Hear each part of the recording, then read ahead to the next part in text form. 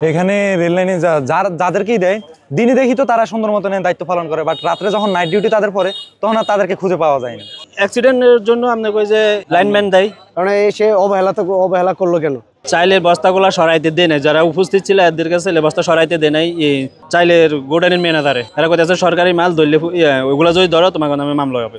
উপস্থিত যারা ছিল এরা কইতাছে এটা ধরা যাবে না, এটা ধরলে মামলা হবে, তোমরা এটা ধরবে না। এরপরে আপনি কই যে পুলিশ আসার পর মানে অনুমতি দিয়েছে, অনুমতি দেওয়ার পরে 2 ঘন্টা পরে তারপরে ওনাকে উদ্ধার করে মেডিকেল পাঠানো হয়েছে। অ্যাক্সিডেন্টের জন্য আপনি কই যে লাইনম্যান দেয়। এখানে রেল লাইনে যাদেরকেই দেয় দিনে দেখি তো তারা সুন্দর মতন দায়িত্ব পালন করে, বাট রাত্রে যখন নাইট ডিউটি তাদের পরে তখন আর তাদেরকে খুঁজে পাওয়া যায় না।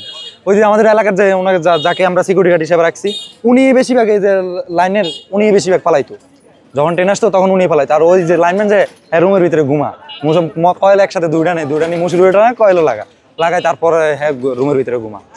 গত রমজানও ওনাদেরকে সেনাবাহিনী ওয়ার্নিং দিয়ে গেছিল, মারছো সেনাবাহিনীর 16 জন সদস্য অ্যাক্সিডেন্ট একদম মারা যাইতো ট্রেনের লগে।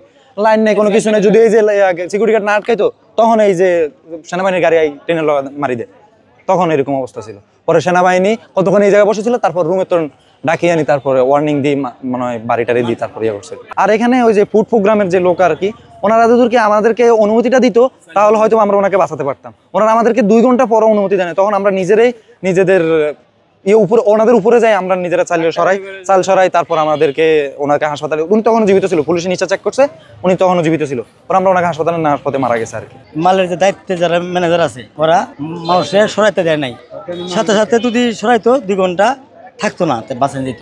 2 ঘন্টা পর ওরা উদ্ধার করা হয়েছে, জীবিত ঘুমেছিল। এরা এরকমই এই অবস্থায় কিছুদিন আগে সেনাবাহিনী অ্যাক্সিডেন্ট হইতে না, এরা ফিটাইছে, এরা সেনাবাহিনী ক্যান্টনমেন্টে এই গেটম্যানেরে এই অবস্থায় সরকারিভাবে সেনাবাহিনী ক্যান্টনমেন্টে খবর নিলে পারবো। এরা এই অবস্থায় মানে এরা কি দায়িত্ব নাই, অবহেলিত। এরা যে সিনিয়র যারা আইয়ে লাইনে চেক দেয় এরাও এরকমই, এরা কিছু বলে না, এরকমই এরা দেখে, এরা আইয়ে যায় ঘুরে এই অবস্থায়, দায়িত্ব নাই এই অবস্থায়। কারণ আমরা বুঝতে নিই কেন জানো, তাই ভাবে সরকার নাই, তাই বললে কিন্তু দেশে আইন কানুন নাই। মানুষ থাকিয়া এই রোহিঙ্গা চালের বস্তার দাম বেশি হন বর্তমানে, অতটুকু বুঝি আমরা। যে দায়িত্বরত অফিসার ছিল চাউলের গোডাউনের, ওই অফিসারে বললাম যে ভাই আপনাদের হয়তো লেবার দেন, না হয় আমাদেরকে অনুমতি দেন, আমরা এগুলা সরাই। ওনারা বলতেছে না এগুলা ধরবেন না, ধরলে জরিমানা দিতেই বা অথবা মামলা হবে, একটা চালের বস্তা গেলে মামলা হবে। আচ্ছা, পরে বললাম যে না ভাই ওই তাহলে আপনাদের লেবার দেন, এখানে মানুষ আছে। কিন্তু 1.5 ঘন্টা সময় লেগে গেছে, তখন এর ভিতরে উনি মারা যায়। এখন ওনার এক মেয়ে ইউনিভার্সিটিতে পড়ে, ঢাকা, বিয়ে হয় নাই। ওনার একটা মেয়ে আছে, 2টা ছেলে আছে, ওদের ভবিষ্যৎ কি হবে?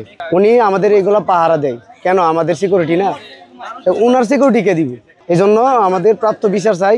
এবার গত রমজান মাসে এরকম একটা ঘটনা ঘটছে, তখন আর সেনাবাহিনী গাড়ি এখানে চলে আইছে, তখন এখানকার এক মুরব্বী সামনে যায় দাঁড়াইছে এইভাবে, বললো কি হয়েছে? চাকরি নাই।